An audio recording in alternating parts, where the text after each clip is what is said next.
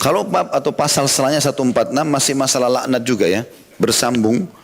Saya bacakan hadisnya nomor 316. Kata Imam Bukhari rahimahullah, Sa'id bin Abi Maryam mengabarkan kepada kami, ia berkata, Muhammad bin Ja'far mengabarkan kepada kami, ia berkata, Zaid bin Aslam mengabarkan kepadaku dari Ummu Darda radhiyallahu anha, an Abi Darda radhiyallahu anhu qala an-nabiy sallallahu alaihi wasallam innal la'anina la yakununa yaumal qiyamati syuhada wala syufa'a. Dari Abu Darda radhiyallahu anhu ia berkata, Nabi SAW bersabda, sesungguhnya pada hari kiamat kelak orang-orang yang suka melaknat tidak akan menjadi saksi di sini ya. Ini tidak diterjemahkan sama dia. Sebenarnya syuhada adalah saksi maksudnya ya. Dan pemberi syafaat. Jadi maksud sini bukan syuhada, bukan orang yang mati syahid ya. Tetapi syuhada yang dimaksud adalah jamak daripada syahid, yang itu orang yang akan jadi saksi ya pada hari kiamat. Kandungan hadis ini yang pertama, orang yang suka melaknat diharamkan menjadi saksi pada hari kiamat atas risalah yang telah disampaikan oleh seorang rasul kepada kaumnya. Kemudian yang kedua, orang yang suka melaknat tidak diizinkan memberi pertolongan kepada keluarga dan kerabat mereka yang melakukan kemaksiatan. Hadis ini hadis mulia tentunya, menjelaskan tentang, kalau tadi menyebutkan hadis sebelumnya tentang kondisi orang yang suka melaknat di dunia, artinya akan mendapatkan respon yang sama, suka doakan orang keburukan, suka jahat, maka akan respon yang sama dari orang-orang. Kalau ini adalah hukuman di akhirat. Hukuman di akhirat. Ada dua hal besar yang Allah Subhanahu wa taala berikan kepada umat Muhammad SAW pada hari kiamat. Yang pertama, mereka jadi saksi terhadap umat-umat yang lain. Sebagaimana nanti disebutkan, atau salah satunya disebutkan dalam hadis yang sahih, bahwasanya Nuh alaihissalam akan didatangkan pada hari kiamat. Kemudian Allah berfirman kepada Nuh atau berkata kepada Nuh, begitu juga dengan kaumnya. Hai Nuh, apakah kau sudah menyampaikan risalah yang sudah aku bebankan kepadamu? Nuh mengatakan iya. Lalu Allah SWT tanya kaumnya yang kafir, yang Allah tenggelamkan, apakah Nuh sudah sampai kepada kalian dan menyampaikan risalah dariku? Mereka mengatakan tidak. Gitu kan? Lalu Allah SWT bertanya kepada Nuh, siapa yang akan jadi saksimu? Maka berkatalah Nuh alaihissalam, Muhammad dan kaumnya, atau Muhammad dan umatnya. Maka kita pun didatangkan bersama Nabi SAW, lalu kita semua memberikan kesaksian bahwasanya memang Allah telah menurunkan surah dalam Al-Quran namanya surah Nuh. Ada juga surah Al-Anbiya yang menceritakan tentang Nabi Nuh pernah menyampaikan risalah 950 tahun, kaumnya menolak, lalu terjadilah banjir besar, bagaimana anaknya Nabi Nuh, Kan'an juga tenggelam dan seterusnya gitu kan. Maka kita akan jadi saksi hari kiamat, dan hampir semua umat-umat yang memungkiri tentang risalah nabinya, kita akan menjadi saksi pada hari kiamat. Dan ini khusus untuk orang yang lisannya suka mendoakan keburukan, tidak ikutan di sini. Dipisahkan dari umat Muhammad SAW. Ya, dan ini tentu kebanggaan sendiri pada hari kiamat. Kita bergabung bersama Nabi SAW, kita memberikan kesaksian umat sebelum kita. Ini sebuah kebanggaan tersendiri. Tapi mereka akan disendirikan karena lisannya suka mendoakan keburukan. Ya. Yang kedua diberikan kepada umat Muhammad SAW adalah memberikan syafaat, pertolongan. Ya, kalau seandainya seseorang di antara kita, dan insya Allah kita termasuk itu, memiliki amal yang besar, misalnya amal solehnya banyak, Allah kabulkan, Allah terima semua amalnya. Misal dia punya 1 juta amal, gitu kan. Dosa dia mungkin cuma 1, 2, 100, 1000, maka dia masuk surga gitu kan. Nah, selisih antara dosa dia dengan pahalanya, misal pahala dia 1 juta, dosanya cuma 1000, masih banyak ya kelebihan pahala dia. Dia boleh memberikan syafaat keluarganya sejumlah kelebihan pahala dia, tapi bukan diberikan kepada kerabatnya, nilainya saja. Berarti kalau ada ibunya butuh 1000 pahala, bisa dibantu sama dia, tapi bukan dikasih pahala ke ibunya. Hanya Allah Subhanahu wa taala memberikan dia kesempatan memberikan syafaat sesuai dengan kelebihan pahalanya dia, gitu kan. Kalau ada ayahnya butuh 3000, dibantu sama dia 3000 dan seterusnya sampai nilai pahala itu selesai, maka dia tidak bisa bantu lagi, gitu kan. Itu namanya syafaat. Ada orang bisa memberikan syafaat 1 orang, ada yang bisa memberikan syafaat 2 orang, ada bahkan dari umat Muhammad SAW yang bisa memberikan syafaat sampai 100.000 orang. Kata Nabi SAW sesungguhnya dalam hadis sahih, akan ada dari umatku yang memberikan syafaat pada hari kiamat seperti suku Mudar. Suku Mudar ini suku yang jumlahnya di atas 100.000 orang. Karena banyaknya amal solehnya, sampai banyak orang yang dia bisa selamatkan. Dengan dia membantu akhirnya orang-orang pada selamat masuk ke dalam surga ya. Itu namanya syafaat. Nah khusus untuk orang yang suka melaknat, walaupun amalnya banyak, maka tetap saja tidak bisa memberikan pertolongan kepada kerabat-kerabat dia. Makanya disebutkan di sini manfaat atau kandungan hadis yang kedua, orang yang suka melaknat tidak diizinkan memberikan pertolongan kepada keluarga dan kerabat mereka yang melakukan kemaksiatan. Kita bisa saja butuh bantuan, tapi kita tidak bisa membantu, naudzubillah, karena justru melaknat. Jadi semoga kita termasuk orang yang tentu jauh dari sifat laknat ini dan juga punya amal soleh yang banyak sehingga kita bisa membantu kerabat-kerabat dan orang yang kita kenali tentunya. Hadis selanjutnya nomor 317. Imam Bukhari berkata rahimahullah, Abdul Aziz bin Abdullah mengabarkan kepada kami, ia berkata, Sulaiman bin Bilal mengabarkan kepada kami dari Al-Ala dari ayahnya, an Abi Hurairah radhiyallahu anhu qala qala Nabi sallallahu alaihi wasallam la yanbaghi lis-siddiqi ay yakuna la'ana. Dari Abu Hurairah radhiyallahu anhu dari Nabi sallallahu alaihi wasallam, orang yang siddiq kata Nabi SAW atau membenarkan imannya dengan amal tidak pantas menjadi seorang pelaknat. Penjelasan hadisnya adalah celaan atas sikap suka melaknat, dan orang yang jujur tidak dibolehkan melaknat orang lain karena kedudukannya yang tinggi, yaitu berada di bawah kedudukan para nabi pada hari kiamat nanti. Kesimpulannya tentunya adalah tetap sama dengan sebelumnya tadi, orang mukmin tidak boleh melaknat. Jadi biar orang itu kelihatannya bercahaya wajahnya, tiap hari bersedekah, baca Quran, tapi kalau lisannya suka menghina orang lain, maka percuma saja. Ini sesuai dengan hadis yang pernah kita pelajari ya. Ada seorang sahabat berkata kepada Nabi SAW di masjid, kebetulan ada dua orang wanita di Madinah menjadi buah bibir orang pada saat itu. Yang satu, kata seorang sahabat, ya Rasulullah, fulana. Tidak disebut namanya, karena memang sunnah Nabi tidak menyebutkan nama orang. Kita cuma bilang ada orang begini misalnya. Dan sahabat sudah tahu siapa yang dimaksud sebenarnya. Nabi SAW juga sudah tahu. Mengatakan tidak pernah ketinggalan sholat malam, tidak pernah ketinggalan puasa di siang hari. Jadi selalu luar biasa ibadahnya. Tetapi lisannya tajam, menyakiti tetangganya. Kata Nabi SAW, la khaira fiha hiya finnar. Nggak ada kebaikannya wanita itu, pasti masuk neraka. Padahal selalu sholat malam, selalu puasa. Karena buruknya lisannya suka mencaci maki orang, melaknat di sini, maka akhirnya masuk neraka. Lalu kata sahabat tersebut, ya Rasulullah, ada fulanah juga, ada wanita lain di Madinah. Sesungguhnya tidak terkenal dengan ibadahnya. Dia sholatnya iya, tapi tidak seperti yang pertama. Ya, puasanya juga iya, tapi tidak seperti yang pertama. Cuma orangnya tidak pernah nyakiti orang dengan lisan yang lain. Tidak pernah nyakiti orang dengan lisannya. Kata Nabi SAW, kebaikan ada padanya dan dia masuk surga. Dan dia masuk surga. Jadi pentingnya di sini sebagaimana kita bilang tadi sebelumnya, menggabungkan antara amal-amal ibadah yang kita kerjakan dari sholat, dari puasa, dari sedekah, dari haji, dengan juga menjaga akhlak kita. Dan tolak ukur akhlak bisa dilihat dari lisannya seseorang. Kalau lisannya suka mengucapkan kalimat-kalimat buruk, menjatuhkan orang lain, gosipin orang lain, berarti percuma saja. Karena akan ada dosa-dosa yang berat yang dia dapatkan, yang nanti bisa berimbang dengan amal solehnya. Tapi yang benar adalah orang mukmin mereka selalu jauh daripada sifat-sifat seperti ini, laknat dan seterusnya. Ya, sudah kita jelaskan panjang lebar dari awal materi tadi. Kemudian di sini Nabi SAW menyebutkan tentang masalah siddiq. Siapa siddiq itu? Ya, di antara sahabat Abu Bakar mendapatkan julukan siddiq. Di situ dalam kurung dijelaskan maknanya membenarkan imannya dengan amal. Artinya sudah beriman dengan keenam rukun iman, lalu dia sibukkan mengisi sisa umurnya dengan amalnya, kelima rukun Islam dan yang wajib dan juga diikuti dengan sunnah-sunnahnya. Dan itu semua dilakukan dengan kepercayaan dan keyakinan. Itu namanya siddiq. Makanya Abdullah bin Mas'ud berkata radhiyallahu anhu, kami tidak ada bedanya sama Abu Bakar dari sisi solat. Karena Abu Bakar solat kami solat, dari sisi puasa Abu Bakar puasa kami puasa, sedekah juga kami sedekah, haji, jihad semua kami kerjakan. Tapi kami tidak bisa menyamai Abu Bakar di keyakinannya. Pokoknya apa yang Allah dan Rasulnya ucapkan benar. Apa yang dilarang salah, udah pasti, maksudnya tidak baik untuk dilakukan, maka beliau tinggalkan. Tidak ada keraguan dalam masalah itu.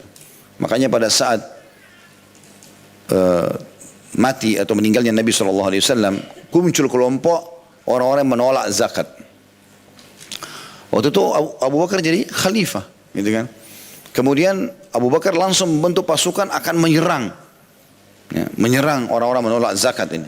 Mereka tidak mau lagi bayar. Jadi mereka mau hapus rukun Islam, tidak lagi zakat. Jadi tinggal 4 rukun Islam.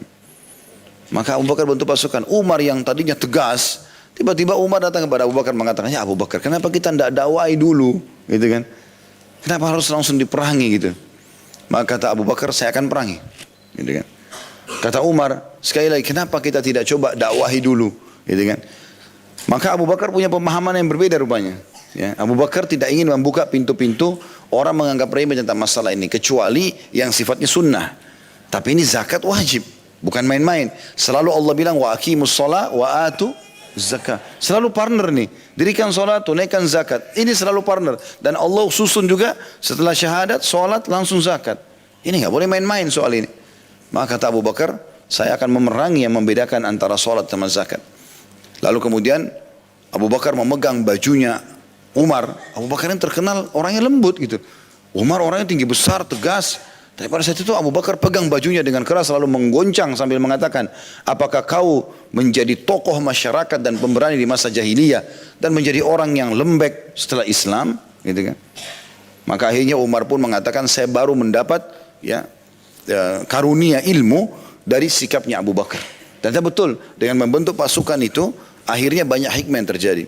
Yang pertama, orang-orang yang menolak zakat ini berhenti, kelompok ini, dan selamanya tidak muncul, gitu kan? Sampai zaman kita, alhamdulillah, dan mudah-mudahan sampai hari kiamat tidak ada. Dan ini adalah perjuangan Abu Bakar. Karena pada saat itu kalau cuma didakwahi, muncul lagi kelompok sana, didakwahi lagi, sana didakwahi lagi, ini sampai kapan ini? Tapi dengan diperangi seperti ini, langsung berhenti. Karena sudah dianggap keputusan tegas. Ini nggak boleh main-main, gitu kan? Sehingga hilanglah kelompok penolak zakat. Yang pertama. Yang kedua, rupanya setelah meninggal Nabi SAW, banyak kelompok-kelompok ingin membuktikan kuat nggak Madinah ini setelah Nabi SAW tidak ada. Maka mereka menyusun pasukan-pasukan. Tapi banyak umat Islam tidak tahu itu. Hikmah daripada perbuatan Abu Bakar membentuk pasukan. Dan pada saat itu tidak tinggal di Madinah kecuali Abu Bakar sama beberapa sahabat-sahabat yang mendampingi beliau. Dan wanita juga, anak kecil juga, orang tua. Semua laki-laki kuat keluar pergi berjihad. Jadi Madinah kosong waktu itu. Tapi orang-orang di luar Madinah jadi berpikir, nggak mungkin Madinah mengeluarkan pasukan sementara dalam Madinah tidak ada pasukan nih. Pasti di Madinah lebih kuat untuk mempertahankan Madinah. Jadi mereka tidak jadi serang Madinah secara politis begitu. Itu hikmah Allah SWT terjadi dan luar biasa gitu. Nah, Abu Bakar ini sangat terkenal dengan sidq, kebenarannya dalam mengambil keputusan, dalam apa yang disampaikan Allah dan Rasulnya tidak mungkin salah. Pasti benar dan diyakini dengan luar biasa. Pada saat orang goyah dengan kasus Isra dan Mi'raj, dia datang tampil dengan menunjukkan bahwasanya itu adalah benar terjadi, gitu kan? Dan segala macam hal. Nah, Nabi SAW mengatakan, karena di surga itu ada tingkatan-tingkatan kan? Selalu kita bilang minan nabiyyin, was-siddiqin, was-syuhada, was-salihin. Ada 4 golongan penghuni surga tertinggi kan? Para nabi-nabi, kemudian orang-orang siddiq, kemudian syuhada, orang mati syahid, dan juga orang yang saleh, gitu kan. Ini teman-teman tingkatan, makanya dikatakan dalam manfaat hadis di sini penjelasannya, siddiq ini derajat langsung di bawah para nabi-nabi. Kapan orang itu jujur, benar dengan keimanannya, kemudian dia mengaplikasikan dalam kegiatan sehari-hari, dia tampil sebagai seorang muslim dan muslimah dengan yakin ini kebenaran, apapun rintangannya dia lalui, dan dia menerapkan dalam hidupnya, maka orang ini dikatakan siddiq. Ini tingkat tertinggi di antara orang beriman dan pas di bawah para nabi-nabi. Baru datang orang mati syahid, baru datang orang-orang soleh secara umum, gitu kan. Nah, kata Nabi SAW, orang kalau mau sampai ke derajat siddiq, nggak boleh la'an, nggak boleh suka melaknat. Makanya beliau mengatakan dalam hadis ini, la yanbaghi lis-siddiq. Tidak bisa orang yang dikatakan julukan siddiq itu level tinggi atau tinggi dalam keimanan di sini, ayyakuna la'ana. Kalau dia suka melaknat, ya, cirinya begitu. Walaupun tadi saya bilang performanya kelihatannya orangnya saleh atau saleha, tapi kalau lisannya suka menjatuhkan orang lain, suka mencaci maki, suka mencela, berarti tidak bisa dikatakan orang ini sudah sampai pada tingkat siddiq atau iman yang tinggi. Tapi kalau dia bisa mempertemukan antara amal salehnya dengan menjaga lisannya, maka ini tentu orang-orang itu bisa dikatakan levelnya siddiq. Termasuk di sini bisa dijadikan tolak ukur kapan dia menghadapi masalah genting pun, dia dihina, dia difitnah, dia segala macam, tetap dia tenang, dia enggak balas kebodohan dengan kebodohan, maka ini level siddiq yang luar biasa. Ya, dan ini tentu orang yang sangat tinggi derajatnya di sisi Allah Subhanahu wa taala. Hadis terakhir dalam pasal atau bab ke-146 ini yaitu hadis nomor 318. Kata Imam Bukhari rahimahullah, Muhammad bin Yusuf mengabarkan kepada kami, ia berkata Sufyan mengabarkan kepada kami dari Al-A'mash, dari Abu Zabyan, an Hudzaifah radhiyallahu anhu qala ma tala'ana qaumu qattun illa huqqa alaihimul la'nah. Dari Hudzaifah radhiyallahu anhu ia berkata, tidaklah satu kaum saling melaknat melainkan mereka berhak mendapatkan laknat tersebut. Penjelasan hadis, saling melaknat atau mendoakan keburukan antara satu kaum dengan kaum yang lain dapat menjadi sebab terjatuhnya mereka ke dalam laknat tersebut, yaitu dijauhkan dari rahmat Allah subhanahu wa ta'ala. Oleh karena itu teman-teman, justru dinilai keimanan seseorang itu kalau dia dilaknat, dia dicaci maki, dia dihina segala macam, dia enggak balas itu dengan sikap yang sama. Karena kalau kita mau jadi orang yang biasa saja gampang. Orang menghina kita, kita hina juga. Orang mencela, kita cela. Orang fitnah, kita fitnah. Orang pukul, kita pukul. Itu biasa. Tapi kita disuruh menjadi orang yang luar biasa. Kalau orang itu berbuat kebodohan, maka kita jangan ikut-ikutan. Sebagian salafus salih, ya, kalau ketemu sama orang yang dianggap bodoh, gitu kan, mereka mencaci maki, mereka segala macam, mereka diam, tidak ditanggapi. Karena dia pikir orang ini bodoh, ini belum faham. Caci maki dibiarin aja, sampai selesai baru dia pergi. Sebagian mereka pada saat pergi, itu berkata begini, sayang ya, jadi kalau sudah berpisah sama orang yang tadi buruk akhlaknya, sayang ya, kita sudah berpisah, tapi orang itu belum sempat kita perbaiki akhlaknya. Jadi mereka justru menganggap itu kebodohan gitu ya. Jadi jangan diikut-ikutin. Itu tanggal saya suka caci maki saya, biarkan saja dia dengan alamnya. Kita datang nasihatin, kalau dia tidak mau dengar ya sudah, kita jangan ikut-ikutan. Allah punya cara. Allah SWT membela orang-orang beriman. Inna Allah yudhafi al-ladina amanu. Dalam Al-Quran dikatakan, Allah pasti akan membela orang-orang beriman. Allah punya cara memberikan jawaban-jawaban. Kadang-kadang di lisan orang-orang itu sendiri mereka mengucapkan. Jadi ada orang misalnya membenci kita nih, kemudian mereka berkelompok. Nanti mereka Allah mudahkan dari lisan mereka sendiri. Kayaknya kita yang salah nih, kayaknya kita begini dan begitu. Jadi seperti itu. Dan yang lebih parah lagi daripada itu teman-teman sekalian, ada sebuah hadis yang lain tentang laknat ini. Kata Nabi SAW, tidak ada seseorang melaknat orang lain, mengucapkan kalimat buruk, kecuali laknat itu akan naik ke langit, kemudian dikembalikan lagi. Kalau yang dilaknat itu pantas mendapatkannya, kenalah orang yang dilaknat. Kalau tidak, akan kembali kepada pengucapnya. Ya. Jadi misalnya yang dilaknat Fir'aun, memang Allah melaknatnya. Ya kan? Misalnya ada seorang penceramah mengatakan Fir'aun laknatullahi alaih, misal memang Fir'aun dilaknat oleh Allah SWT, maka laknat itu naik ke langit dan akan kembali. Akan Allah SWT berikan kepada Fir'aun walaupun dia sudah mati. Ya, seperti didoakan keburukan gitu kan. Atau iblis laknatullah alaih misal gitu kan. Maka itu bisa saja. Tapi kalau hanya tetangganya, suaminya, istrinya gitu kan, ini tidak baik, jangan diucapkan. Di Indonesia sih tidak pernah diucapkan, tidak pernah digunakan kalimat laknat ya. Tapi terjemahnya lebih dekat adalah doa buruk. Seperti itulah. Doa-doa keburukan. Kalau orang Arab terang-terangan ngomong gitu kan. Saya pernah waktu masih mahasiswa itu kadang-kadang saya dengar, karena ngerti bahasa mereka, kalau lagi bercanda sama temannya, Allah yal'anak, semoga Allah melaknatmu. Padahal bercanda sama temannya. Ini bahaya sekali gitu kan. Nah, iya. Bercanda aja begitu. Biasa, itu biasa ada orang ucapin. Tapi ini mereka tidak faham hukum ya. Jangan berarti orang Arab lalu dianggap faham hukum semua, tidak. Abu Jahal, Abu Lahab orang Arab masuk neraka gitu. Ya. Walaupun juga ada Abu Bakar sama Umar orang Arab yang ahli surga gitu kan. Ya, karena ada orang begitu, karena jemaah saya, Ustaz, kenapa ya di Mekah ini kita kan sudah belajar tata cara sholat sesuai dengan sunnah. Ada orang sholatnya masih ngawur gitu. Lain, ya bukan itu tolok ukur. Walaupun dia orang Arab, dia bisa saja salah gitu kan. Apa Bapak Ibu sudah tahu di Mekah ada orang tinggal di Mekah belum pernah haji? Ada. Ada orang tinggal di Mekah nggak pergi sholat ke Masjid Haram? Ada. Saya pernah diantar oleh seorang penduduk Mekah, ya, begitu turun di Masjid Haram, bisa dia parkir dia sholat, enggak, diturun, di drop langsung dia pergi. Padahal dia bisa sholat di situ. Tapi ada orang begitu, hidayah. Kita bersyukurlah kepada Allah SWT kalau Allah berikan kepada kita gitu kan. Jadi bukan itu jadi tolok ukurnya gitu. Ya, itu kekeliruan terjadi ya. Allahu a'lam. Karena pernah juga sekali begitu, istri saya pernah masuk di masjid, sholat di Masjid Nabawi, kemudian habis sholat dia tanya saya, dia bilang memang orang kalau sholat boleh jawab telepon? Saya bilang nggak boleh. Kenapa? Tadi ada satu orang sholat gitu, Pas lagi sholat bunyi handphonenya diangkat sama dia. Sebentar ya, saya lagi sholat. Ya batal gitu kan. Tapi kalau orang ambil, oh di Masjid Nabawi, mungkin betul itu, kan bisa dihukum kan gitu. Itu salah. Tidak semuanya apa yang dilihat di sana, kalau salah secara agama salah. Gitu kan. Tidak boleh kita benarkan.